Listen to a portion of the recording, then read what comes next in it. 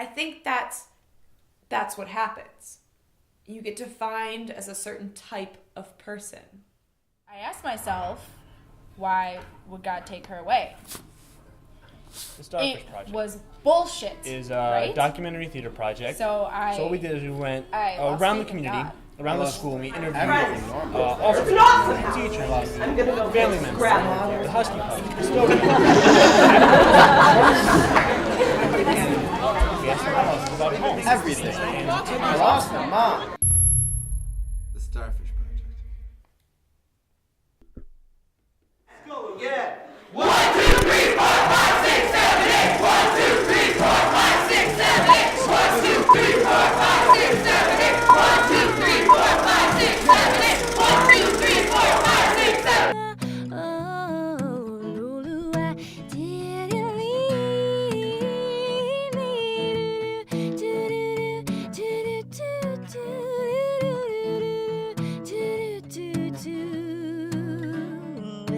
Starfish is a documentary theater project. So the idea is that we interview people from around the community, around the school, and we record the interviews as we're doing them, and then we transcribe them. So we sit at computers, for hours and like type away and transcribe them and word for word, and then we cut those transcriptions, which can be 20, 40 pages, down into around 2 pages into 2-minute monologues, and then we perform them. And we act as those characters that we originally interviewed. So that's the long and short of what Starfish is. So I can cut that. So that's what he said.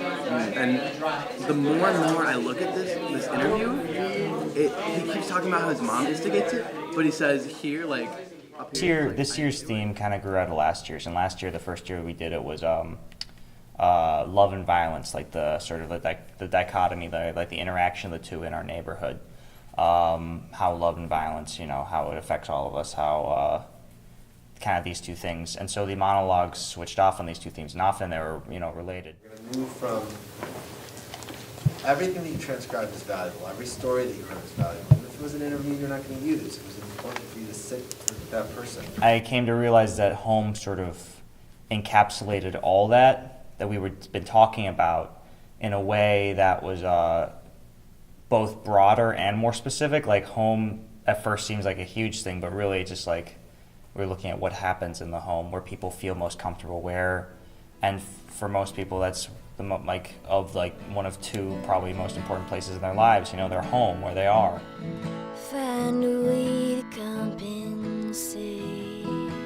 A starry night and a stranger's gaze. Can you make me feel so light and so heavy at the end of the night? Well, it goes round in my head. I don't wanna know, I just wanna find. Oh, I'm so tell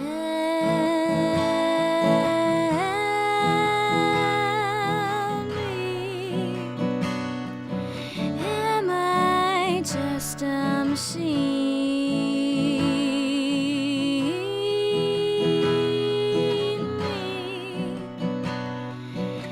Is my mind obsolete?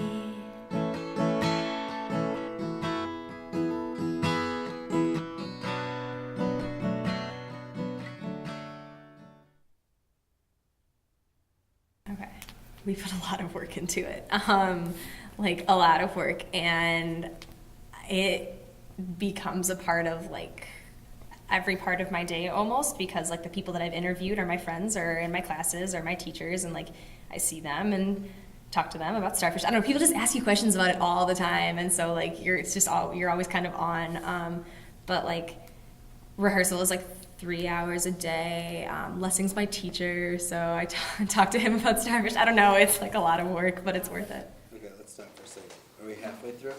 There's like 2 pages left. And is it stuff, does he just go on about the same stuff? Does she just go on about the same stuff?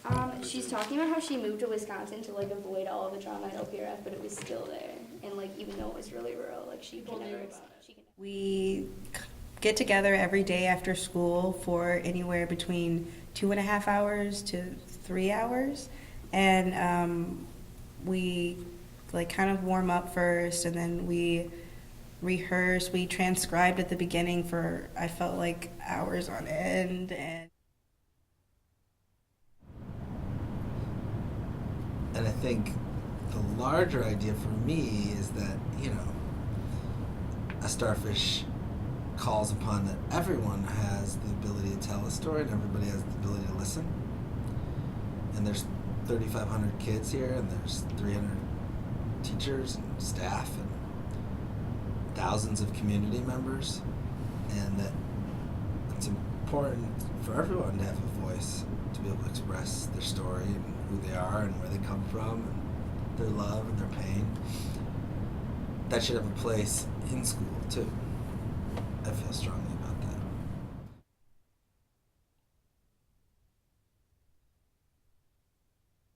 Stand up and be ready to go so that when they finish, you start right away. Okay? Which is sort of how we did it last year, so I just want to see how that looks. So find out the person before you their last line. So I went to Starfish last year, and I absolutely loved it. And I loved it because it was such a unique performance. And what it is, it's so unique in the sense that you sit on stage and the actors sit amongst the audience. So you are sitting literally on pillows and next to all these people, and it just gives you such this homey, loving atmosphere. And so that really helps the play and the performance and just everything. Come from home, not here, except for when my check don't come. Now that's a bad day. The food that reminds me of home is salad. I think the goal for everybody, I think the goal is to get everybody to understand the meaning of each actor's part. So like mine is about, can I talk about this? Okay, mine is about somebody who's a test tube baby, so she's kind of like adopted, but not really. And so it's kind of getting across her feelings and how she doesn't really relate to her mom. And so I want you guys to feel that. I want you guys to walk out of here and feel like, what it's like to be adopted, or I feel orphaned a little bit. I love packing up my things. They look adorable. So I notice things a lot, and this makes me happy. The things make me happy. I actually performed a Starfish monologue at a benefit concert for women's rights, and the girl who I was performing came up to me afterwards and was just in tears, so emotional over the fact that her story was told to other people. A story that she couldn't really tell herself was told to other people. Her story, her words, and it was really her telling it. You become sort of like a channel for other people's stories. And I got a text from her this morning saying, thank you so much. I've grown so much just by you doing this for me. And that, just that means a lot. The actual performance at OPRF, I think it's going to be similar. I think people will have a similar reaction to their monologues being performed. A lot of these stories are stories that people haven't told or people can't tell, or just to see your own self mirrored, I think will be big. I don't know. I want movement in this one. And maybe it's crossing each other. Maybe it's just simple as walking. Like, I like Gabe's image of like walk and talk. I don't know if that. The people that I've interviewed, like, they're honored because their story is heard. And I don't know, I haven't had the experience of like in a performance acting out anyone I've interviewed yet, but I've like run the monologue by my friend Claire, and like I don't know, like it's just like this kind of, like there's like a, I don't know, like I think that she really likes the fact that she's going to be performed on stage. Like she was really excited to get interviewed, and like she also wants, it to be like a good cut, because she wants her story to be told well, and it's really hard to condense that to 2 minutes. But yeah, I don't know. I think it's going to be really cool for me, for her, everyone.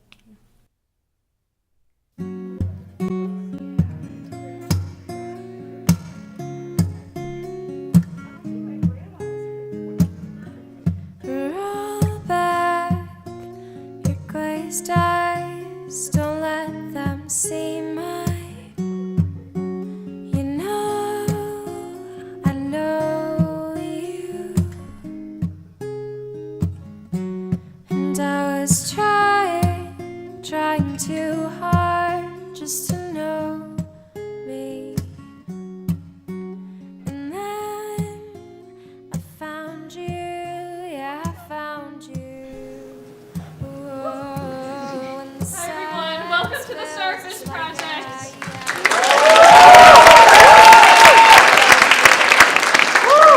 Thank you for coming. Now we're gonna go on to the playroom, and you might feel a bit confined at first, but then you'll look up and you'll say, wow!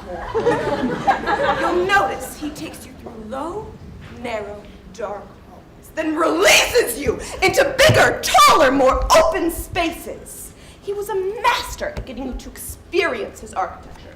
You don't just walk in a room, it becomes an experiential thing. Do you notice how this room just opened up? It's a volcano of space! You're not going to school this week. And I was so confused. I looked on the calendar and I was like, we definitely have school this week. I don't know what you're talking about. And I remember them both just crying. And it was the most empty, meaningless crying I've ever done. It was completely empty. There was nothing there. My dad has a serious girlfriend now, and I like her, but would rather not have them be together, I guess. I mean, no one's gonna replace your mom. When I sit down at dinner, I sit across from my stepmother, and I try to think about how different it would be if I sat across from my mom. I've become more relied on. I want to help people. I don't want to not help people. It's just sometimes I clearly need help too. My family doesn't talk about things. It's been 5 years, and I still don't know how she died because I'm afraid to bring it up. I feel like my family's kind of like that too. One time I cried in front of my dad, and he, on impulse, was like, I cry in the shower, why can't you not cry in front of me? My mom was this amazing, amazing woman. She was a minister, like she was working for God. And so I asked myself, why would God take her away? It was bullshit, right? So I lost faith in God. I lost everything normal. I lost my hero. I lost my role model. I lost the ability to love again. I lost the ability to trust again. I lost my world. I lost everything. I lost my mom. Whoa, that we're dying here. Husky Pups, Oak Park River Forest Daycare Center. I'm Yelena. My home have a balloon in it that says, I love you. Really? My name's Fisher. Connor, do you know my dad? Ganshaw. He said the wrong name. He's Baylor. I fell asleep! My daddy built bridges and roads in the city. I used to live in the city when I was a baby, but now I moved so far. I like it better because that city was so loud. I tried to fall asleep, but we have a little bit of playtime like the bouncy balloons. My daddy blew me up one. And Do you know my brother? Patrick. He's 7. I come from pretty close I come to from here. I come from Oak Park. My house big. Big house. Big house. Big house. Big house. We do a lot of dress upping at home. I dress up like Spider Girl. We have a lot of things at home. We have water that you can drink and juice. We have raspberry juice and strawberry strawberry juice. Up in my attic, this one time, I was running, I hit my knee against a chalkboard and it broke. I don't have an attic! I have an attic! I got pixel coffee to Captain Barnacles! Noodles! You wanted food? I got you so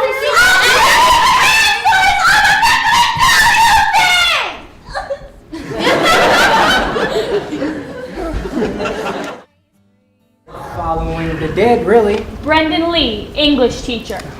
And when I was following the Grateful Dead, every thought in my brain was about the Grateful Dead. This cycle started with the shows and the concerts with these epic experiences. Not the same show over and over again. You know, if you saw, let's say, 2 or 3 weeks of shows, there would be a few shows that were maybe not the best. But once every week and a half or so, there would be this show. It was like a tribal experience. Everyone was synced into this one particular moment, usually choreographed by Jerry Garcia in the way he played the guitar.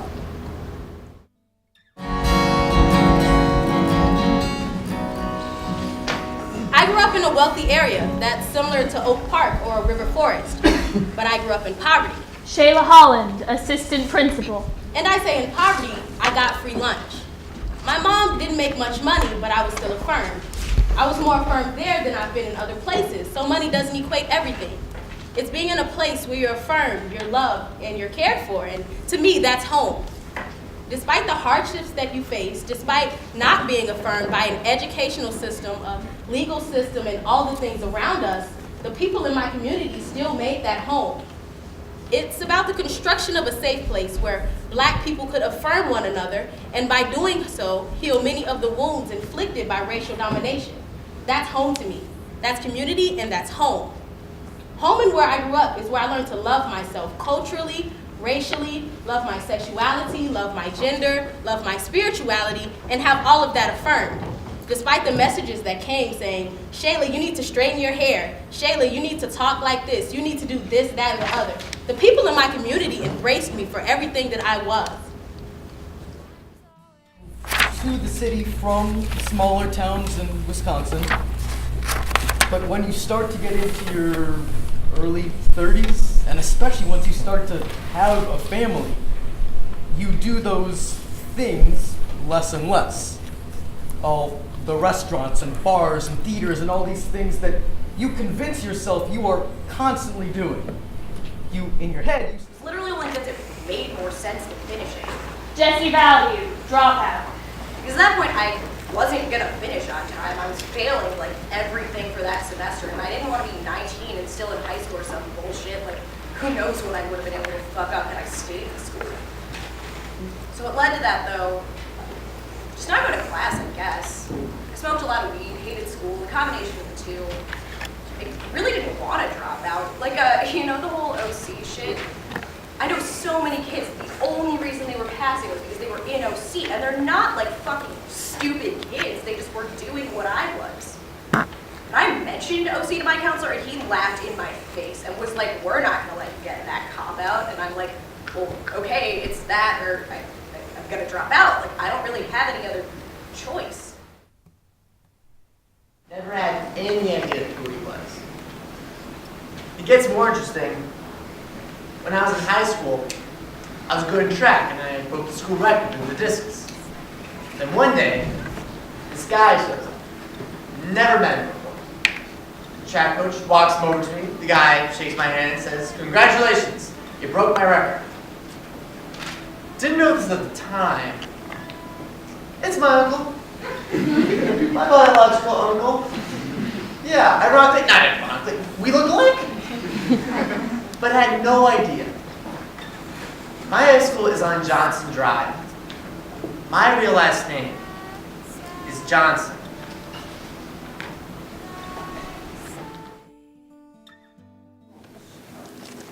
The home that I was born in, and the home that I made. Driven society is very complex, ethnically. There's a lot of oppression that happens. Some people of a certain ethnicity were oppressed by the rich families that they were serving. That affected me a lot. I had a couple people that worked in my house It was different though because my family wasn't from the rich, let's say, oligarchy in Peru. The relationship of these two people with my family was extremely positive and friendly. One of them was practically a son of my grandfather. We considered him that way because he had lived with us for such a long time, but there's a racial connection through the jobs that they were doing. The way they behaved towards my parents. It's just the situation of serving somebody, which is, if you want to think about something you might be more familiar with, the same thing that happens here. Imagine what happened in the U.S. with slavery and African American people. That's exactly the same. Peter Herman, building engineer. It's all home. Oh my goodness. I don't know, I have to think. Home is right here. All right, that's my point. So wherever I go, I'm home.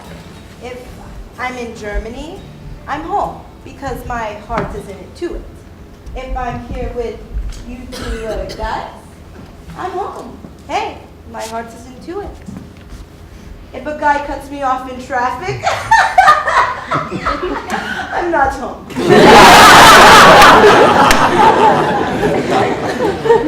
that is not my world. But when my heart kicks in, I'm home.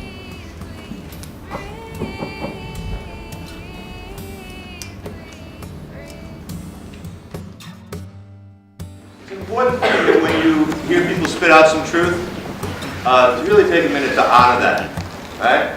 There's a lot of stuff that we hear all day that is not necessarily the truth.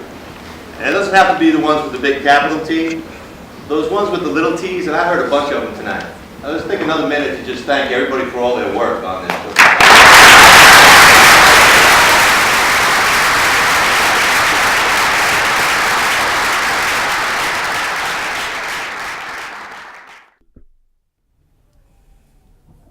There is a kind of strange power that performing someone else's words brings. There's a kind of strange, power being like for someone watching it. So there's three, I don't know if I've told you this before, but there's three people who are very involved, very affected by what we do. There is the interviewee, the interviewer, and the audience member.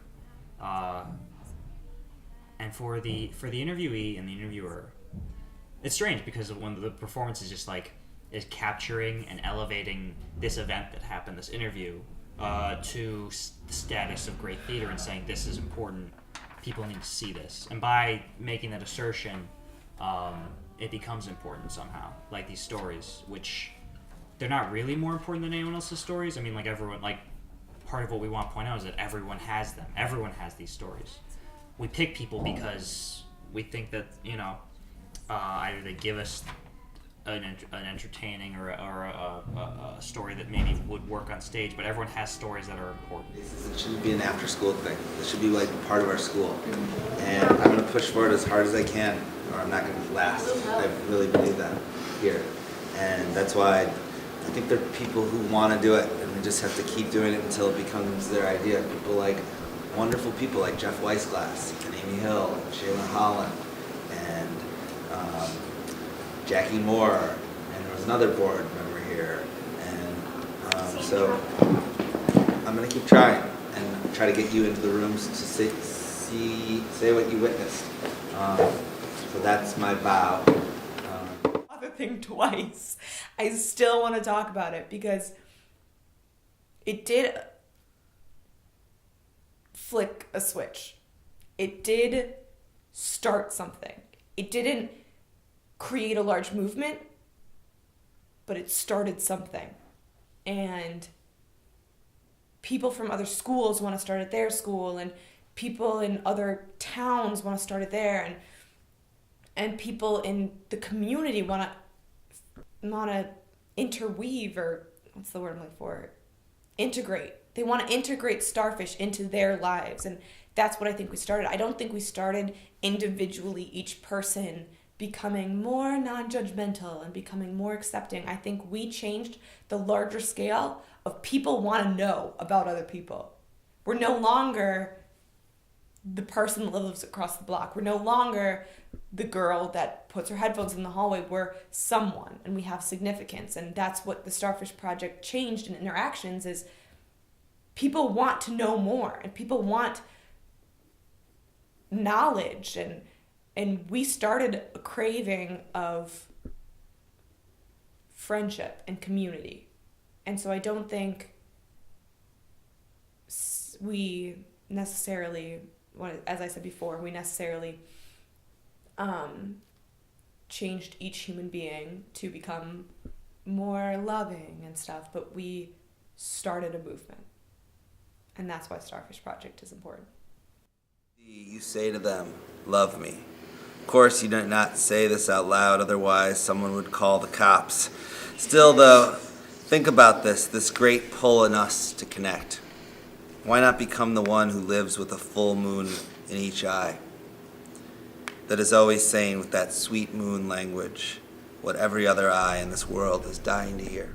I guess, I want people in the theater to have an experience. There's no shortage of ways to have information in the world, but to be able to cry or laugh or to be moved or have their heart, change. I think there's the obvious way of not looking at people and reducing them to a series of judgments or a series of observations or assumptions. And seeing people full of contradictions and full of the richness of who they are. But there's also a more simpler thing of for 2 hours just to be feel home, in that theater. I think if you can give people that experience of intimacy then you're already going to have an impact. It might not be a life-changing impact like they're going to go home and do something different. But that it might be enough just to have that experience. They might want more. You hear these stories about people that you walk by in the hallway, and you don't know anything about them, and you don't know their stories. So, I don't know. I just want to pose a question to the group, if that's okay. How do we go on? Pretty deep, but your worth to me is deeper. And you can be careful, and you can wind around me your caution tape. I'd understand.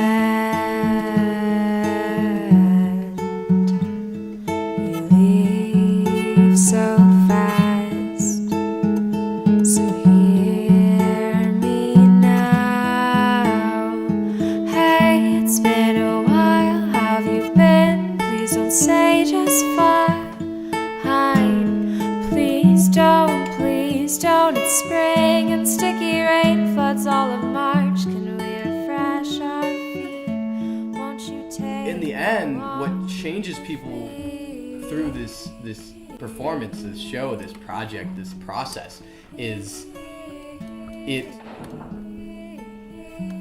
fuses this concept of empathy and understanding into our own being.